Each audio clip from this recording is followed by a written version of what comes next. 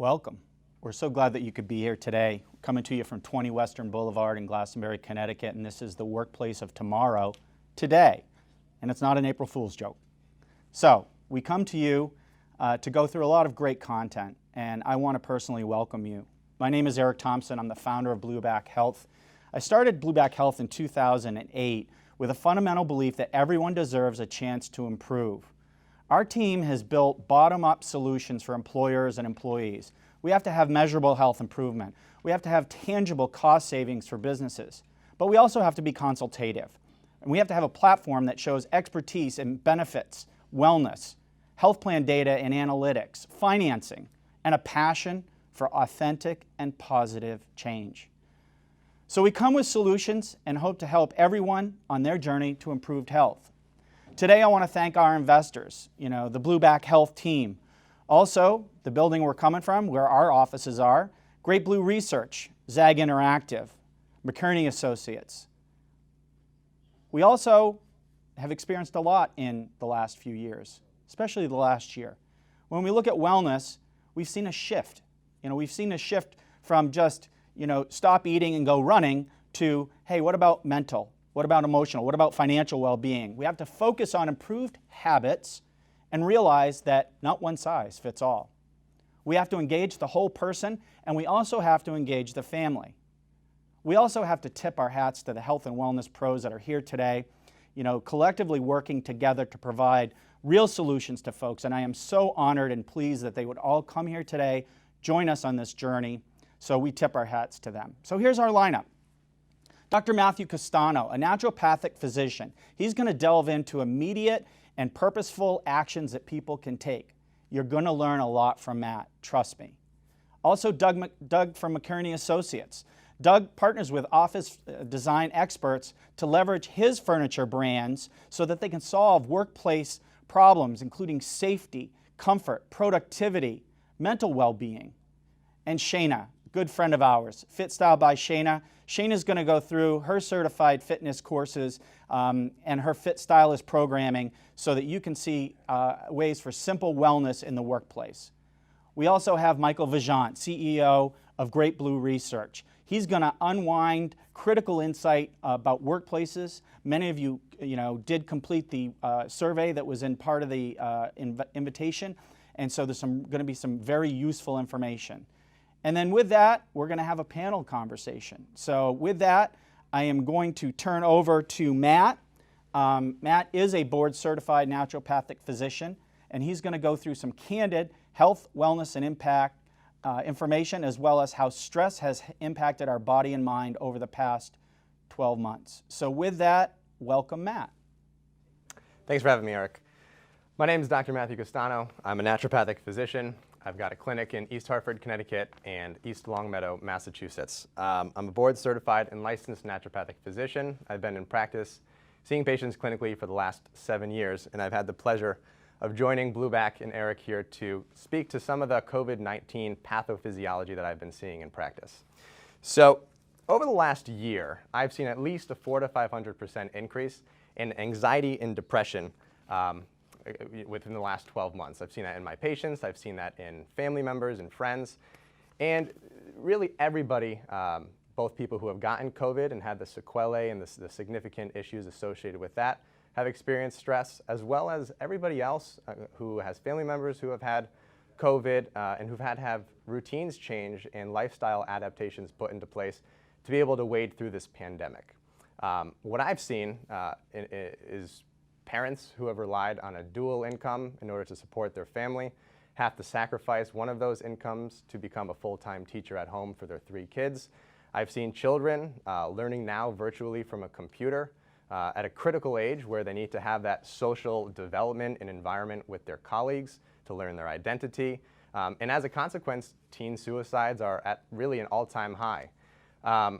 Domestic abuse and violence in the home has increased because now you're in close proximity with your significant other for extended periods of time. Leisure activities, going to the gym, exercise. A lot of these businesses have had to close and are no longer offering those types of escapes from the typical daily stressors that people are experiencing. Travel plans, vacations, even traveling outside of state and having to quarantine for 14 days thereafter. We've seen across the board a huge adaptation to these different types of restrictions in our lives, and that then plays into a lot of these mental, physiological, and emotional health consequences that I've been seeing. So I want to talk a little bit about this one axis that I've been seeing time and time again come up in my patients over the last 12 months. It's called the HPA axis. In the brain, we have this gland called the hypothalamus. It's the master regulator of the whole system. It perceives stress in the environment. It lets you know how hungry you are when you haven't eaten for a while. It controls the sleep-wake cycle, handles mental, emotional stress. It has a whole bunch of these different things. Imagine it like the thermometer, basically, of your physiology. That communicates with another gland in the brain called the pituitary. This is the master warehouse of stimulating hormones. The hypothalamus, when it perceives stress, tells the pituitary to then secrete a hormone that talks to these little glands in our back called the adrenals. And these adrenals are responsible for producing a whole bunch of different chemicals, but the one we're going to talk about today is called cortisol. And some people may have heard of cortisol with its association with stress, and it gets a bad reputation because it is associated with stress, but it's incredibly important to help us adapt to whatever we're dealing with. So cortisol tells the liver to bring blood sugar up in the bloodstream when we haven't eaten for a long time. It helps decrease inflammation through our bodies. That's why we get cortisone injections with our golfers or tennis elbow. It helps us focus and ramp up neurotransmitters in the brain that helps us focus, wake up, be productive in the workplace. But what happens is, evolutionarily, we had this system come into place to help us respond to acute stressors. So if we had predation or famine, it would help us get out of that circumstance so that we could then get to a place of safety, and then the cortisol would come back down, and our physiology would be back to status quo. Because this pandemic has affected essentially every aspect of our lives, we've chronically been in a state of stress. And this HPA axis, this hypothalamic pituitary adrenal axis, is constantly firing. And what I've been seeing is that the signal that goes from that pituitary to the adrenal gland to stimulate it to work, the adrenal glands have become essentially burnt out and fatigued. It's the equivalent of you walking into a room and smelling a noxious or smelly smell at first, and then readapting and becoming desensitized to it and no longer noticing the noxious smell. Same exact thing is happening within this system. The adrenals are no longer responding to the signal sent from the pituitary, and then the cortisol that is released attaches to these different receptors throughout the system, and they too are becoming resistant. And so the clinical signs and symptoms that I've been seeing as this adrenal gland can no longer keep up or respond with the appropriate cortisol production is fatigue. Basically, the wick that you have before you lose your cool has become shorter and shorter and shorter.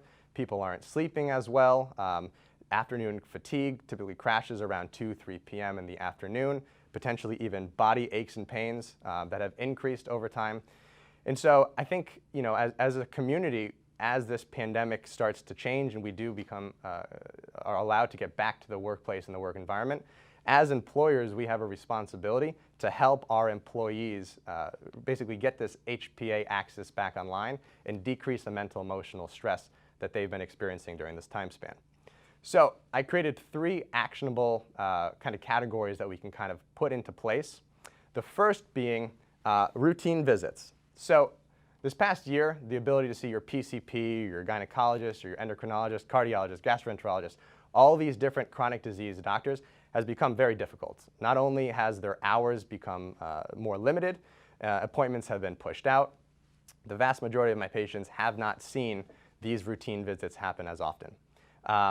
Another aspect is, as they come back to the office, allowing a safe space and HR resources like a therapist for people to be able to talk with. Did they experience domestic abuse or violence during this pandemic? Having those resources available and allotting time for them to be able to get back to those routine visits, very important. Secondly, and I think this is the one that's most important, is prevention. Now more than ever, we've seen that this COVID-19 pandemic has affected the individuals who have higher degrees of inflammation, comorbidities, obesity. So putting into place different preventative techniques to make sure that they have healthy, robust immune systems, very important. So there's 4 different kind of subcategories within this. Firstly, diet. there's so much misinformation out there as to what constitutes a healthy diet. Having resources available to employees to be able to have professional nutrition advice, something from a functional healthcare practitioner or a naturopath, some type of resource so individuals can consume a healthy diet that provides the vitamins, minerals, and appropriate caloric load that they need to lead a healthy life.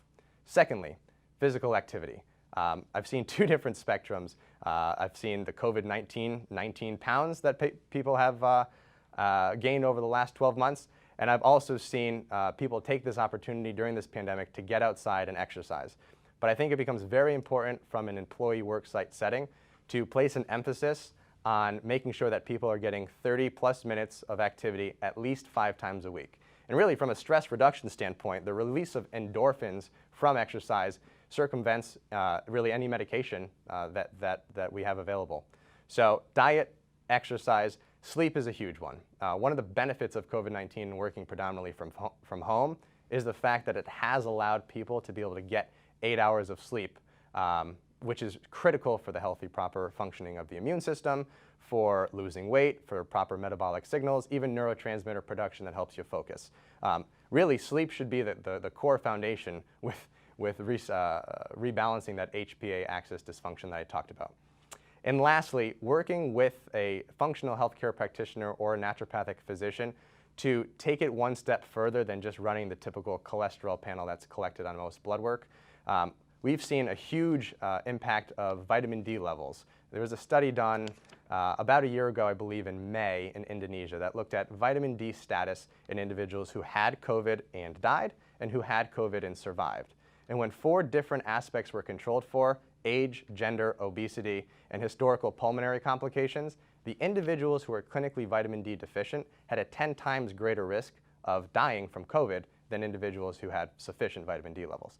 So going beyond just this conventional blood work to look at nutrient levels, to see how the thyroid is functioning, to look at the immune system function is vitally important, because that's going to be the canary in the coal mine before any downstream comorbidities or chronic diseases exist.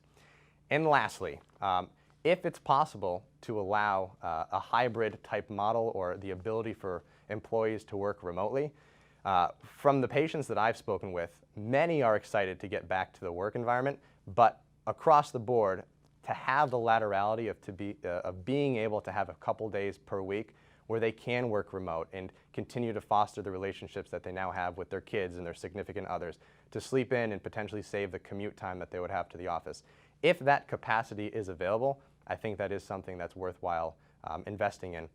And ensuring that when they do come back to the office, that the environment is clean. That's really something that I've seen time and time again when I've polled patients. They want a clean environment, they want their workstations sanitized, they want to make sure that there's some type of structure in place, whether people have gotten the COVID-19 vaccination and it becomes mandatory or a majority of people have it. There needs to be a sense of feeling safe when they come back. And I think one of the best ways to do that is to be able to have your employees take an anonymous survey and see where they specifically fall on that spectrum. So that pretty much wraps it up for what I have. So I have a couple simple questions for Sure. you, Matt.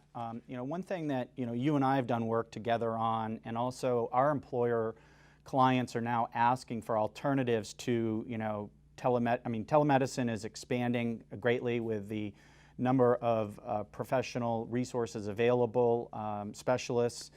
We've also done some of Matt's work on a virtual basis with clients that have wanted it, because a lot of employees are demanding something a little bit different. And when I say different, when I look at your practice, one thing that I've learned with you is when we dug into my blood panel, which my PCP, who I go to my annual physicals, fully supports, it was a collaborative. I learned a lot more about really my blood panel, my blood health, and my doctor supported it, but I'd never gone through that with a primary care physician. So when you look at going through a blood panel, what are a couple of the things that are really key indicators for you that may be triggering mood, depression, and also ability to either maintain or lose weight? That's an awesome question.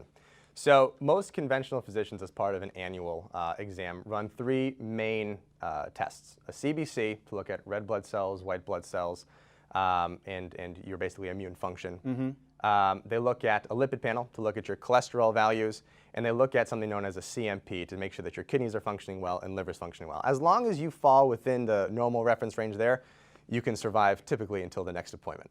The problem is that it misses a lot of things that can run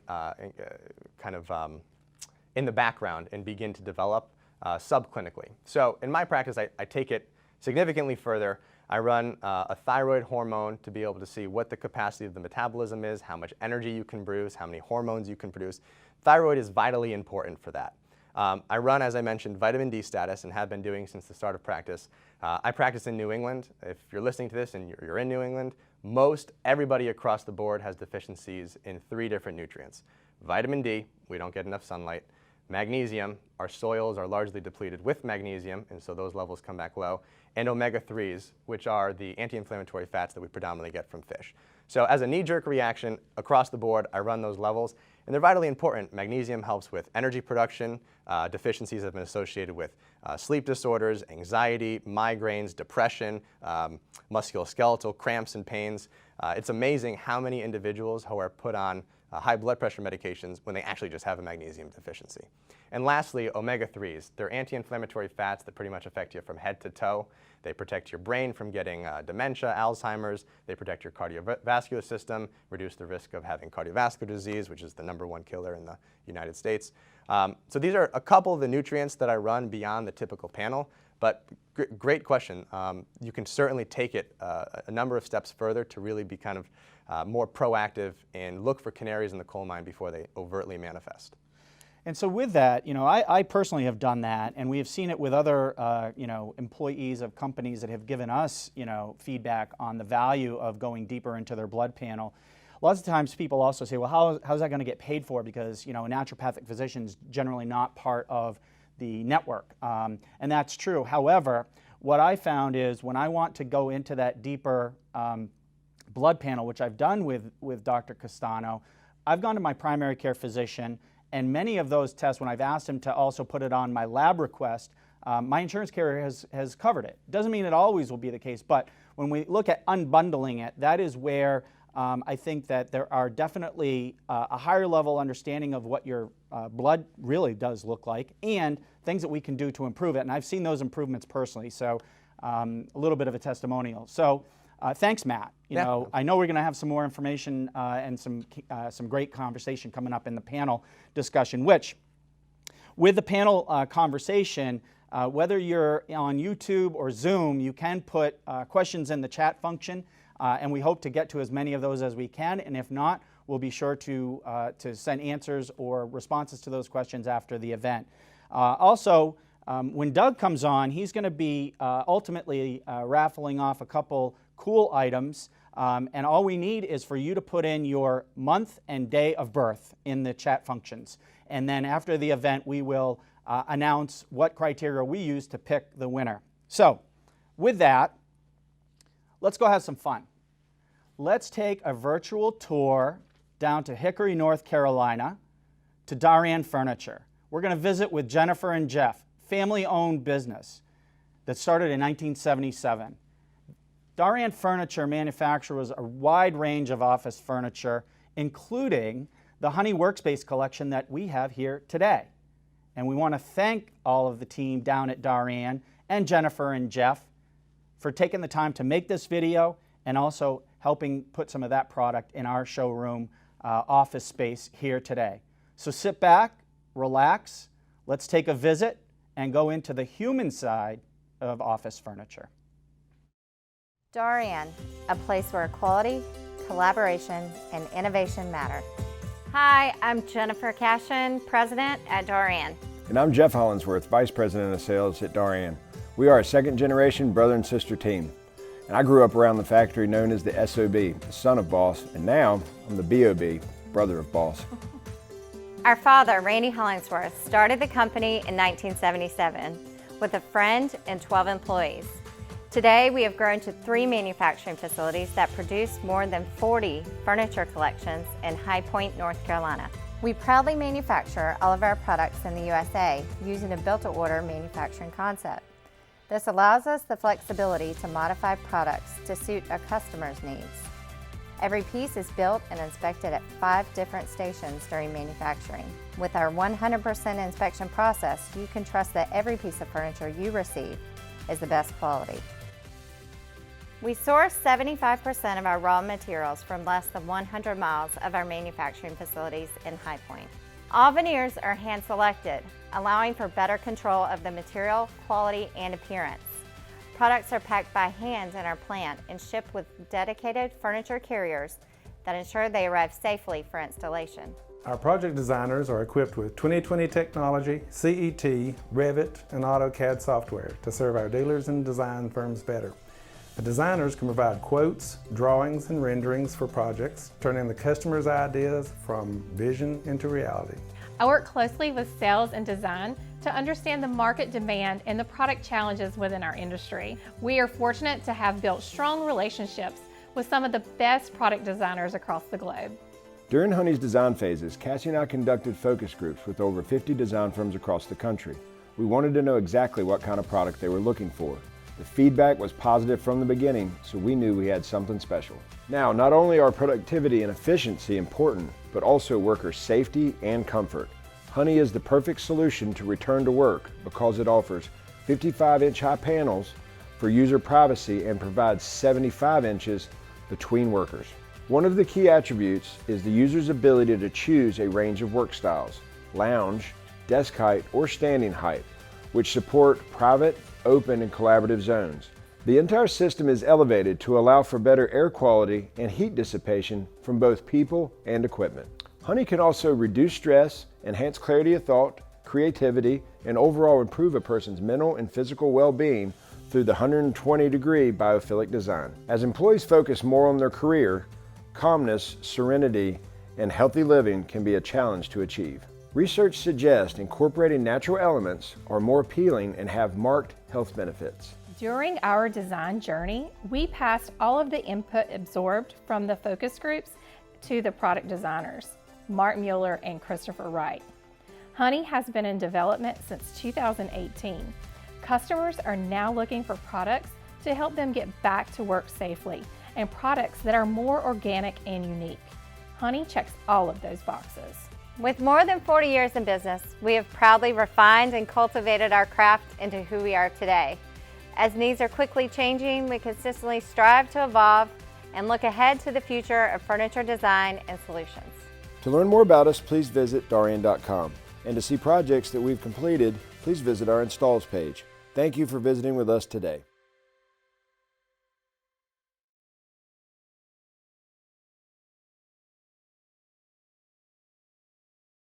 Next up, we're going to go and talk to office furniture expert Doug Cruz, and he's also going to introduce Shayna Snyder, who's a fit stylist. The physical workspace is shifting. The employee experience matters in the workplace. We need to drive innovation, critical thinking, and organizational culture. Employees, we have to give them an inviting work environment so they feel safe, happy, engaged. We have to increase our customer service to our clients. We just talked a little bit about mental well-being, and the physical workspace impacts our mental well-being and our work performance. It enhances our productivity. It fosters employee retention. So first up, we're going to go and talk to Doug, and Doug's going to show some of the design features of Honey, remark on the giveaways, and also comment on some of the products that are important to be putting into the workplace which help the employee feel comfortable, safe, and engaged. So I'm going to turn it over to Doug. Let's go. Thank you, Eric. First off, I just want to take a few moments and thank everybody for being a part of today's program. We really, really do appreciate it. Let's call a spade a spade. It's been a really tough challenge this year for a lot of people, some more than others. That said, the best thing that we can come out of this with is the fact people are becoming a little bit more engaged out in the real world, and inevitably will be returning back to the office. So we had the good fortune of having the opportunity to see Jeff and Jen Hollingsworth. They are the creators, the manufacturers, the designers between the product that we have here to the left. The interesting thing about Honey was the fact that it really wasn't designed for that return to work application. But the best thing about Honey is it could not have come at a more appropriate time. Let me take you into the product and show you a little bit about what I mean. Take the panel, for instance. We've designed it at 55 inches high. One of the predominant reasons for doing that is to let the natural light come into the office. Also, if you look at the profile of the panel, it mirrors the airplane wing. It's the only panel in the market that has this style to it. Most panels are rectilinear, square, hard, metal top caps, quite honestly, cold. Our panel, however, with the fabric characteristics of it, does have a nice little warm, inviting feel to it. We've taken that concept and carried out the design all the way through the radius two-way corner post, as well as over here on the three-way. As you enter into the workspace, you feel incredibly comfortable. What we have done with the honeycomb concept is done a 120 radius all the way around. The space is engaging, not to mention I'm not feeling claustrophobic by any stretch of the imagination, and I feel ample space to be able to work throughout the day. The other design inherent features we have is we've raised the entire system off of the floor 5 inches. Why did we do that? We wanted to increase airflow circulation. By doing such, enabled us to take that into consideration. In the office furniture industry, we always encourage movement. So Darian incorporated the height adjustable surface inside the Honey product. As you can see, when I raise the button, the surface is raised. Not only do the surfaces raise, but so do the shrouds behind. It's a very cool design feature, allowing us to use the 55-inch high panel, but in the up position, it creates a nice, convenient space for me to work, let alone feel safe. The individual on the opposite side feels safe, and the individual over here, if indeed they want to raise their work surfaces up or down, also creates safety in the workplace. Pretty cool little feature. When doing such, the monitor is as well raised. So what we want to do is incorporate a very simple way for the user to be able to height adjust the mechanisms. How do we do that? We introduce ESI. Their monitor arms here behind, simple to install and very, very simple to use. Just finger touch controls, raise it up, raise it down. We can also slide it left and slide it right. Pretty simple. While I'm here, I definitely want to bring some attention to the power hub that we have on top of the work surface.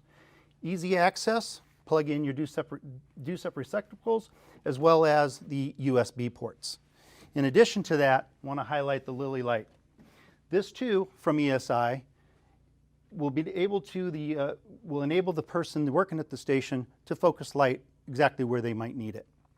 So if you remember, Eric had mentioned beforehand that we need to put your name and, no, actually not your name, just your birthday and date. And what we're going to do is with the closest person to the date that we are going to choose will win the monitor arm, the power hub, as well as the Lily light. One more thing before I close, I just want to bring some attention to the panels that we have on the wall. Sometimes when you introduce lower panels, acoustics can be a problem. With our panels that we have up here, acoustic tiles by Fabric Images, we can help solve a lot of those issues. This is one solution of several. So if you have acoustic issues, please reach out to us, let us come in, take a look at the product, and see if we can't find that solution for you. Now, without further ado, I'm going to introduce Shayna. Shayna's coming into the workstation to show you how to stay fit and healthy while you're at work. Thank you very much. Come on in, Shayna. I want to just let you know that Shayna's going to demonstrate some real-life solutions to incorporate movement in well-being in the workplace. And so with that, we're going to go to Shayna. I am delighted to be here. So again, I'm Shayna Schneider. I'm the founder of FitStyle by Shayna and an approach called FitStyle Your Life. You've heard now about how important it is to bring wellness, movement into our everyday life. And so some of those challenges that we see are really about where do we have the time to do it? And especially as we move back into the office, we're thinking about how exactly does that work? And Fit Style is really about helping you create this mindset shift, because what I want you to do is kind of let your mind go from that typical idea of exercise being kind of let's sweat it out and having to be all together in a set amount of time. Instead, we can break it up into different parts throughout our day. And the goal really needs to be movement throughout the day. And in fact, just simply being in this space, this lovely furniture from Darien definitely gives me some great ideas, and I'm going to share those with you. So what I'd like to do is give you 3 kind of Fit Style fundamentals for you to take away to really think about how you can bring fitness into your everyday life. So first is to start where you are with good posture. So while you're watching this, I'm actually going to invite you to do this right now with me. I like to call it a little Fit Style check-in. So top of the head reaches for the ceiling. I'm going to ask you to just give a little shoulder roll here and then take a deep breath. And just with that, you've already started to kind of open up the chest, bringing in that oxygen that's going to give you that energy to keep moving. And something simple like that you can bring into maybe the opening of an agenda, just putting it on there to remind your staff members how to bring that wellness into their everyday. The second fundamental is to take a stand. Now, this is both literal and figurative, because I'm sure some of you may have heard, sitting is the new smoking. So we really want to find ways to stand up more and take a stand. And again, here I am in a perfect location to do that. And so the more we can find these opportunities to stand up, the better. And one little tip, something I like to share with a lot of clients that I work with, and we incorporate this into some of the culture, is thinking about having a standing meeting. So as a little cue, anytime you have one of those meetings that's kind of every day in your week, maybe you can consider making that a standing meeting. And the last fundamental, actually, that I'm going to share is about exhale. But because we want to give you as much good info as possible, one other thing to just simply think about when you're taking a stand and thinking about moving is to also notice if you can maybe take some walk and talks. Now, while you may not be together, that could certainly be something that you can do with colleagues, and that you can be in separate locations and have that headset and be able to walk and talk. Or as we come back to the office, that's a great opportunity to get outside. So you can set an agenda item and have that be the topic of discussion and get in those steps. Now, the third fundamental that I'd like to share with you is exhale, right? So exhale, sometimes we think about just as breath, but I want you to think about it as movement as we take into consideration stretching. It's so important, a great release as we're working every day, because we start to feel it in our neck and in our hips and our lower back. And this is something that you can easily bring into your culture. It does not need to be a full-on yoga class. You do not need to get on the floor. So I'm going to show you right now just a couple quick stretches that you can do, and I'll invite you to do them with me too. So just a simple head tilt, just bringing your ear over your shoulder, something simple like this. And you want to do that on each side. And just quickly, I'm going to show you. And what you'd want to do is just hold that for 3 to 5 deep breaths. Something just like that. Nice. And one other, this one I love. Everyone feels so good with this one. So while you're seated, right, you're just going to go ahead and cross your foot over your knee right here, and you're just doing a seated hip stretch. You might feel that opening in your hip. It helps to release some tension in that lower back. And this doesn't look like anything, out of the ordinary. So it's a great stretch to do not only at home, but also in the office, right? We want to be able to create that culture so that people feel comfortable to move and stretch, because we want them to be able to be focused, energized, and productive. So with that, just a quick recap of those fundamentals, right? Start where you are with that good posture, take a stand, and also remember to exhale. So we have all kinds of programming to help you bring this into your workplace, and of course, so much more content for you now too. Wonderful. Thanks, Shana. I can tell you, when Shana and I meet, usually in New Haven where she's based, we always have standing meetings. We also do walking meetings. And because she knows New Haven better than the back of her hand, I can tell you it is an enjoyable time, and I learn a lot as we spend time working on things. And some of what we also work on is we have some of Shana's programming inside of our wellness programs. So a number of our clients take advantage of what she does and has already done, whether it be daytime or evening, virtual classes, live. I can tell you it's a joy to work with you, Shana, so thank you. Next up, we're going to meet with Mike Vajant, owner, CEO of GreatBlue Research. A few years ago, Mike told me he had bought the building that we're in, where our offices are, and pestered me long enough to say, move out of Hartford, come here, because we're going to do some pretty cool things. And so you've been right. And so with that said, the great thing is what we're going to do right now is, many of you did complete that online survey questionnaire, and we're going to unpack that today, because market research and understanding what is top of mind for employees, for employers, when we look at critical thinking and within an employer making decisions, more now than ever, employers need to listen to their employees. They may not always accept everything that's desired, but Michael's always going to tell you as an employer some things that he's had to better understand and react to keep his talented team at the table. So with that, Michael. Great, thanks Eric. Appreciate everyone's time today, and as Doug said, thanks everyone for being here. Part of what we do at GreatBlue is really just understanding the human experience and understanding what's happening with respect to data inside the workplace, data inside the customer experience, what's going on, and obviously COVID impacted that in a major way. Data that I saw last week, 26% of Americans have had at least one of their COVID shots, with up to 90% anticipated having both shots by midsummer.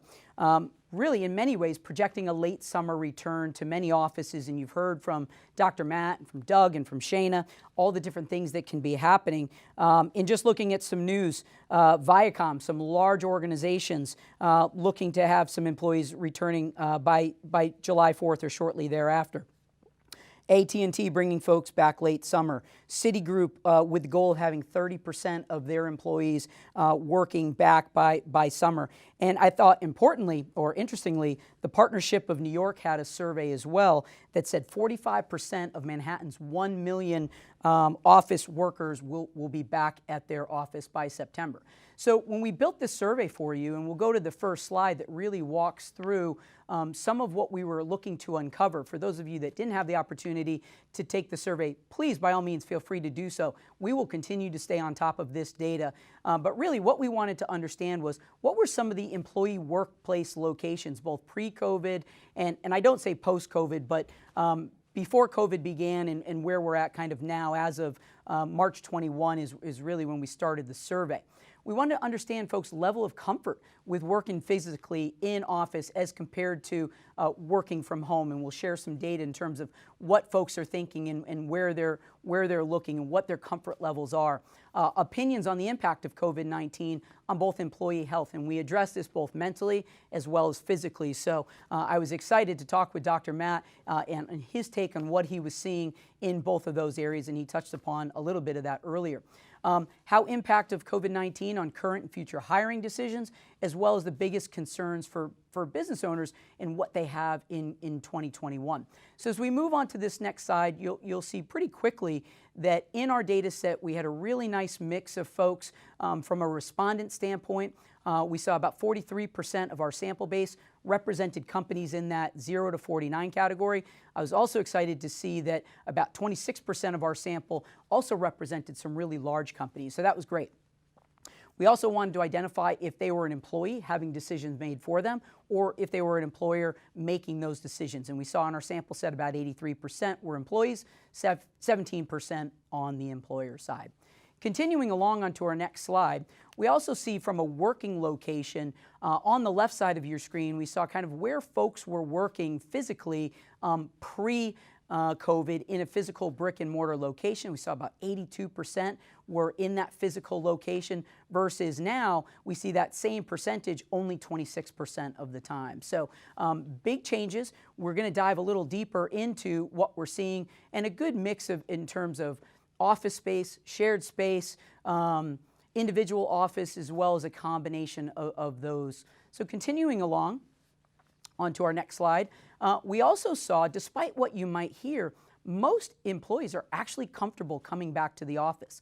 On the right side of our screen there, you see about 64% of folks that are returning to a work location or have returned to a work location are reporting some level of comfort with being in office. I think important to note, though, there's still 27% or so that are not comfortable or have some level of concern. So as employers, we also need to be very mindful of what's on folks' minds, what we're learning, and having that conversation with them. Moving on to our next slide here. When we look at 6 months from now and thinking out over the next 6 months, what are folks looking for and where do they want to be working and where do they think predominantly they will be? We see about 41% believe that they'll predominantly be in office. We see 22% say some equal combination of in office and or work from home. Dr. Matt talked about it. If there is those couple of opportunities, 1 or 2 days a week, where it makes sense. To have folks work from home. There's obviously those benefits that do that. We see about 30% believe they will continue to work from home in a total work from home environment. 7% falling in the don't know, unsure. To spend a quick second on the don't know, unsure, as we're talking to our folks, typically we see don't knows or unsure responses. If folks aren't really sure where they're going to be, we see those numbers 15, 20%. To see such a small number in this sample really represents that folks have a pretty strong plan on what they're going to do. So important note there. Okay, moving back to our slides. COVID impact on employee health. On the left side here, we see 24% reported some sort of negative impact on their mental health as a result of COVID. On the right side of the screen here, you see 13.5% represented a negative impact on their physical health. So as has been talked about here a lot today by all of our professionals, the mental aspect of what's happening requires having those opportunities to have conversations, not only with your employees, but they also having a safe place to have conversations with HR or some sort of therapy in nature. Okay, a couple more slides here for you, and then we'll jump into the panel side of the equation. As we look at budget allocations for remote workers, it's kind of all over the place, and are folks making budgets available? While you see that there's a good mix of budgets are not being allocated or they are, it is something that as employers, the data is really showing strongly that we need to be thinking about that. If folks are going to work from home and if we're going to reduce costs in the physical space, what are going to be the adjustments? Obviously, there's things such as data privacy and HIPAA and all those sorts of things that we need to be mindful of as folks go from home. Okay, moving on to the next slide. Also, allocations for in-office workers. We see about 63% of our businesses said, yes, we are in fact allocating budget to bring in some safe working environments and equipment related to keeping folks socially distant and or apart from one another. Okay, moving on to our next slide here. Top priorities for employee wellness. When we just flat out ask folks, what are the most important aspects related to mental and physical well-being that you want to see at the work site? And this was not a plant, but it just literally worked out this way that worksite wellness programs were being thought of by 44% of our population. Offering a worksite wellness program for the first time by 19%. So you're well over 63% of folks say continue or offer that worksite wellness program. About 17% said, hey, let's leave it up to our staff. We don't want to start forcing things on them. I think Shana did a great job today of saying, hey, here's some ways that you can engage in this type of behavior without it being forced on for you. All right, next slide. So just in kind of wrapping it up here, the data was pretty clear. It showed us that we need to offer some worksite wellness programs.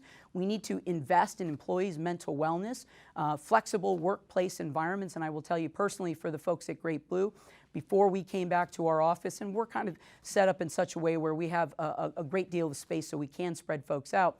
But one of the first things we did was host a joint Zoom meeting with a psychologist, and we had everybody come onto that meeting and share what our thoughts, our concerns, our fears were, and leadership went to work and created a plan to address those. So thanks to everybody for having us, and Eric, we'll turn it back over to you. Wonderful. Thanks, Michael. That was, I always get excited with data, and so when Michael and I are able to do some work together, The numbers talk to me, maybe a twisted little side of my personality, but they do talk to me. And so I think when we look at what Michael just unpacked, we are finding our employer clients, when we are crafting health insurance benefits for them and we look at wellness, there is a connection. And our data analytics allow us to crosswalk that and see that there is actually measurable impact. Lots of times they would say, oh, you can't measure wellness, but I can tell you a year later from the beginning of this pandemic, employers want to have conversations about wellness. We have those solutions. We're also excited to be rolling out a wellness program through the Chambers here in Connecticut that launches May 1st. And then we also have a program that any employer can join into called Blue Chip 21, which is our wellness program for those that may want to just dip their toe in versus having a custom program, and that's going to launch on July 1. So I think the data supporting kind of our actions, Michael, I really appreciate you bringing that to the table and letting your staff do that work. So with that, we're going to turn it over to the panel. So we have our panelists here. We've heard from Dr. Castano. We've heard from Doug, Shana, Michael. Now let's combine these talents, and we're going to discuss some of the hottest topics that are top of mind for many employers and employees. So I have some questions first that we have. Again, as a reminder, on the raffle, if you put in either on YouTube or Zoom your month and day of birth, we have some cool office items that we're going to raffle off after the event. And I'm also fortunate because all of the cool stuff Doug has, I have right here in 20 Western Boulevard, so I'm a guinea pig. And I can tell you it's some really fun stuff, and it does impact my mental well-being. So with that said, the first question is social wellness. It's another commonly overlooked aspect of employee wellness, social wellness. More and more employers are becoming increasingly aware of the consequences of loneliness in the workplace. Strong work relationships and opportunities for social connection are essential for employee job satisfaction, happiness, overall well-being. Lonely employees are more likely to feel disconnected from their jobs, which can lead to disengagement and lower work performance. What are your suggestions in combating this aspect of wellness at a time when we are encouraged to keep some distance? I'm going to turn to Matt first. Matt, are your patients wanting to come back to the office? So, good question. I've seen pretty much everything on the spectrum. I've had patients come to see me and they can't wait for the day to go back. They can't spend another day at home with their husband or wife. Their kids are too much. And so they crave that social connection again. And then on the other end of the spectrum, I have patients tell me that they've been practicing for this pandemic their entire lives. They're introverts by nature and they enjoy being at home.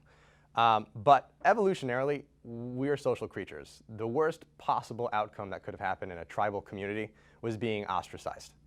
So ingrained within us is this craving for social connection. And so I genuinely believe that the vast majority of employees do want to re-engage in a social environment and come back to work, so long as they feel safe and comfortable. Great. Let's turn it over to Doug. Doug, what are some of the easiest worksite modifications that you're seeing employers asking for or discussing to keep distance but also be able to engage with coworkers? Eric, I think the easiest word is not always so easy. However, to take a look at it, I think first and foremost, it's the communication from the employer to the employee. All right, what are they going to experience when they walk back into the new workplace environment? Signage is also probably one of the most simplest things that they can do in order to direct traffic and maintain social distancing. From a furniture standpoint, might be a little bit more complicated, there's a little bit more programming involved, and that's why we do encourage the employer to reach out to your health or to your furniture professional and allow us to come in sooner than later to assist with that redesign work. And I've seen that, Doug, and as you share with me how your manufacturers are ramping up, call it retrofits or so on. We go to restaurants, we see plexiglass and so on, and some of the worksite modification products that you now have access to are not expensive, but important relative to the things that we've talked about. So I get that. Michael, I know we just went through the data, and I think you're seeing that employers do want their employees back in the office, right?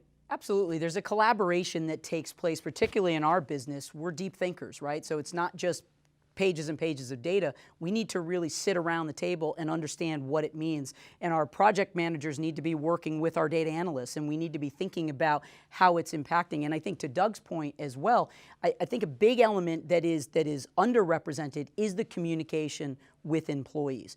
When folks want that community and the ability to come in, it's also when you get back in that environment, it's having the conversation that if someone forgets to put their mask on, it's not a negative thing. There's friendly reminders. So even in the adaptation of going back into the workplace where you have mask criteria and when we take them off and when we leave them on, but just making it not a negative thing. If it's a friendly reminder, we've communicated over and over again, it's the message, not the delivery. And that if we're reminding, it's just a simple we forgot as opposed to going against the grain and I'm just not wearing them or making a statement. Wonderful. And Shana, your company, FitStyle by Shana, you have had clients where you're doing work inside the work setting.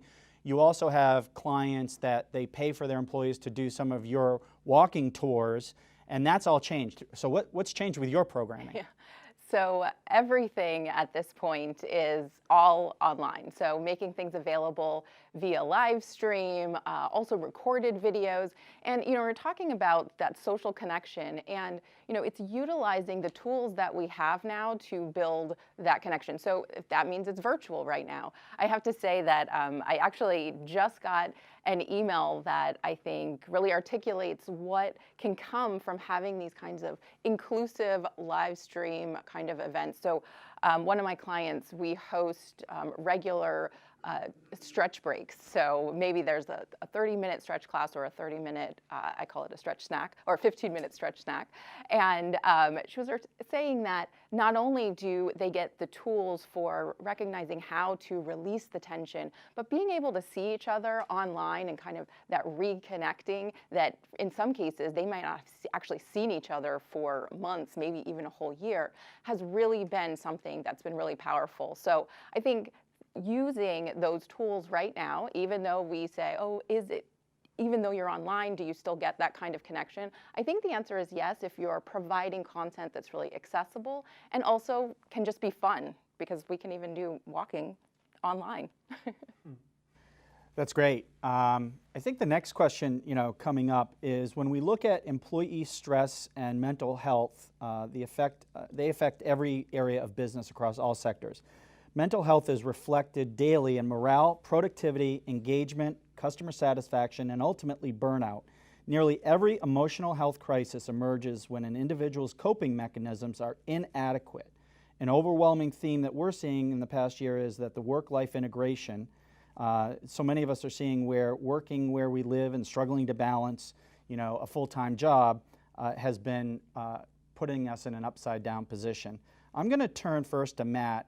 Matt, when you look at this, and you talked about it, but what are some of the most immediate health consequences that are occurring when employees work in an environment that adds stress and they don't feel safe?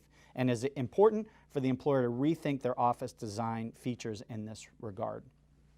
Yeah, absolutely. I talked about this earlier with the HPA axis dysfunction.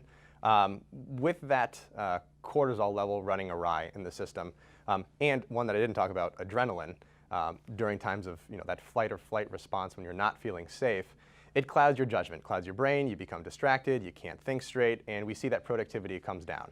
So placing an emphasis on ensuring that when employees come back to the environment they are feeling very safe is crucial. I do think that one of the best things that we've talked about today is the design furniture by Honey. I polled patients, and a lot of them have said, when I come back to that work environment, I want to feel socially distanced, but I still crave that sense of community. So fostering that type of environment is doubly important. Yeah. Wonderful. I think we talk a lot about Honey. Honey is an example of what I think is kind of the workplace of tomorrow, but it's happening today, which is I want to have more of my own space. I want an engagement area where I can be, mentally engaged and feel safe. So, I'm going to turn to Doug.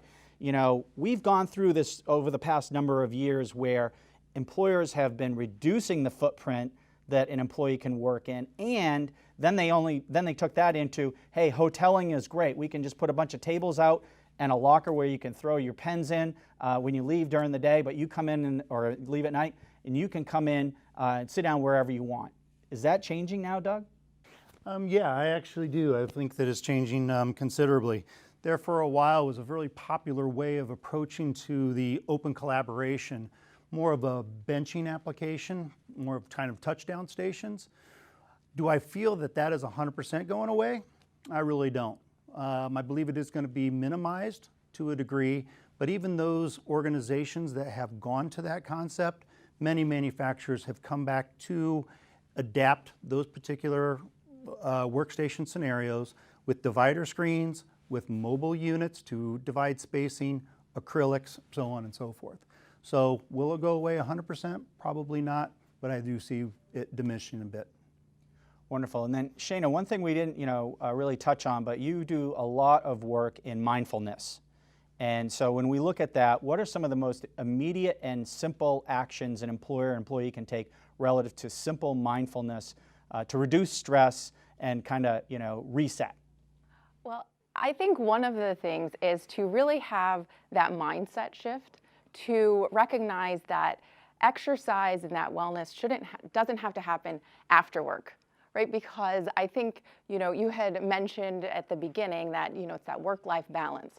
I think I take more of an approach where we think about it as harmony, because it's all happening at the same time. And so some of the kind of immediate things to think about are bringing in these kinds of experiences, classes that employees can take during the workday, incorporating these kinds of tips that you can do during a meeting. As I had mentioned, if you're putting together an agenda and just putting a couple bullet points at the top, reminding people to drink water, take a breath, and decide if they consider stand for the meeting. Simple reminders like that can go a long way because it also helps them know that you are caring about them, the person, and not just the work being done. So finally on this question, Michael, when we look at mental well-being, where is that on the employer's list? What does the survey show? I think where it was on the list pre-COVID, where it is on the list right now is a complete inverted response or action. I think most importantly, to Shana's points and to some of the others as well, is as we go through this process, as you're going through what the place is going to look like afterwards, there is a need to find a common ground, a benchmark where everybody agrees on a set of core actions. From there, because you will have people that are on polar sides of the spectrum, and we had some of that. And so once we found a common ground that everybody agreed to, then we could work to with our employees to figure out what exactly they needed to feel safe. They were a part of the solution. It resulted in some equipment being added to the company. It resulted in some signage, but it also just resulted in some reminders, as Shana mentioned, to some common sense type behaviors that we just need to remind each other of. So I think the big thing that employers really need to understand is you've got to talk to your employees before they come back. You've got to understand a set of criteria that they're looking for, and this is what I'm seeing across all of our clients that are asking these types of questions. It's not a one-size-fits-all. It is a combination of what works for your team, but most importantly is finding that common benchmark where you all agree and then work from there. Great. Thank you. I think what we're going to do now is being mindful of time, and we might go a little bit over the 11:30 stop, but we have a few questions that we've had come in from the audience. And so one of the first question is, someone asked the question, made the statement, I feel like I've been chronically stressed and exhausted for a year now. What's the key to me getting my energy back up? And that was directed to you, Matt. So there's probably three big things that I'd recommend. Talked about this a little bit earlier. Sleep is huge. Getting at least 7.5 hours of sleep plus a night will help to restore some of that adrenal burnout axis that I talked about. Eating a healthy diet. Now, I've got patients who come to me on a vegan diet, and I've got patients who come to me eating a carnivorous diet where they only eat meat and everything in between. But if you were to take, three broad strokes of how to improve the diet, nix the junk food, nix the soda, and get rid of the processed food. I mean, across the board, I think any dietary regimen that you follow, they'll all agree that those aren't good. And then the last one, some physical activity. I typically recommend 30 minutes at least, 5+ times a week. Get out, move, whether that's in a gym, outside, even a brisk walk. Especially when it comes to a reduction in stress, the best antidepressant drug is endorphins that you naturally release from exercise. So if at least you advocate those 3 things, I think we can see a definite reduction in the stress and anxiety a lot of us have experienced this past year. Mm-hmm. Excellent. Another question that came in, comment was, the Honey line of furniture looks amazing. We thank you for that. I know Darian does too. So when we look at what's a realistic time to implement change with furniture, Doug, and then also are you seeing where more, and the other question is, are employers buying product for the employee's home, working from home? Yeah, that's a really good question. The manufacturing time frame of honey is actually quite quick. So you might want to just expect maybe 4 to 5, 5 to 7 weeks, something of that nature for the manufacturing process. That's the quick side of things. The programming side of the equation takes a little bit more time. We would need to bring in the professionals. We would need to take a look at the footprint of the particular environment. Some companies are larger, some are smaller. So just depending on the complexity of the organization, the amount of employees that they have, so on and so forth.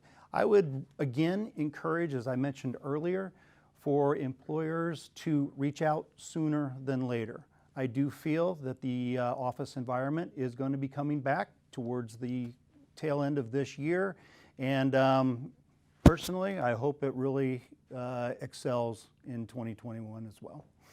Wonderful. Thanks, Doug. This question came in for BlueBackHealth and Shana. Do you come to offices and workplaces, and how would we engage you to help jumpstart our team when we do return to the office? For our part, when we look at our wellness programming and understanding what the health plan has and how that might integrate, and if there are resources available from some of these insurance companies, which they do provide to us, sometimes we can mitigate some of that cost. But what we traditionally do is when we look at defining success and programming for it, we then look to our technology platform and build out an intentional strategy because we have to have technology, and we also have to look to some of the programming, and that's where with Shana, we put some of the programming in based upon the client's needs, but also really let Shana drive that. So Shana, what are you seeing in the work site our employers asking more for, and how do you start that?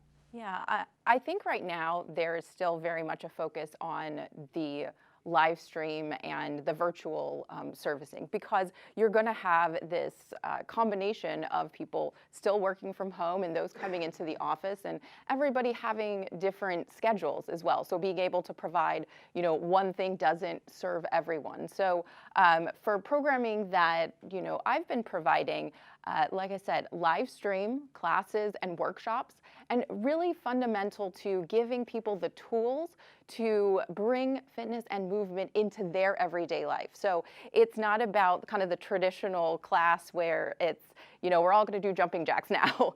It's really about talking about different movements, things that you can do to see opportunities in your everyday life. So, Dr. Matt was talking about the 30 minutes a day, and that is important, but you can also, start where you are with little bits and put it throughout your day, because it really is about movement. Because even if we get those 30 minutes, but we're sitting the rest of the time, that can be a challenge. So, and not great for our bodies. So, like I said, live stream, also the workshops, the classes, we are open to doing things in person. But also one thing I'd like to mention are the mindful motivations, which are text messages that we do that's pretty unique from other programs. And this gives people that kind of one-on-one attention. They can respond back, but they're also just nice little reminders about things that you can bring, like I said, into your everyday, like drinking water, which I'll remind everyone to do right now. When was the last time you had a little sip? Thank you. Last question. When we look, the question that came in is market research, this is a statement, market research is expensive, and while I'd like to learn more about my employees and what they want, I don't think the owner will spend the money. Michael, what simple options might GreatBlue suggest? Well, first off, market research doesn't have to be expensive, and I think that is, we're one of the few industries, thanks to technology and efficiencies in our world, we are one of the few industries that has continued to get less expensive over the last 10 years. So there are some DIY type programs. We actually help create some DIY programs for folks where they'll hire us out on kind of an hourly rate to help set up their program, and we can do it all the way through. The reality is even informal conversations with your employees can work, right? If you're a large organization, you probably want to do that. I think importantly, even if you're just having those, kind of informal conversations, there are folks that are not sharing what they're really feeling out of that fear of what's going to happen. So when you get into a situation where there is confidentiality and you can do it with an independent research firm, that's where you're really going to get the most information and the most honest information from your folks. Wonderful.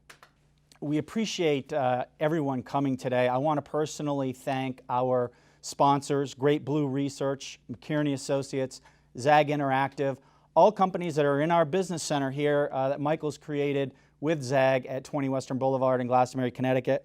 I also want to thank our presenters. I want to thank Michael, Shana, Doug, and Dr. Castano. And I definitely want to thank you for tuning in today. Thanks for your leadership and engaging this conversation. We very much look forward to sharing this information with you. We're going to post the video. And with that said, I hope everyone has a great weekend, and thanks for tuning in. And don't be too crafty on your April Fool's jokes. Thank you.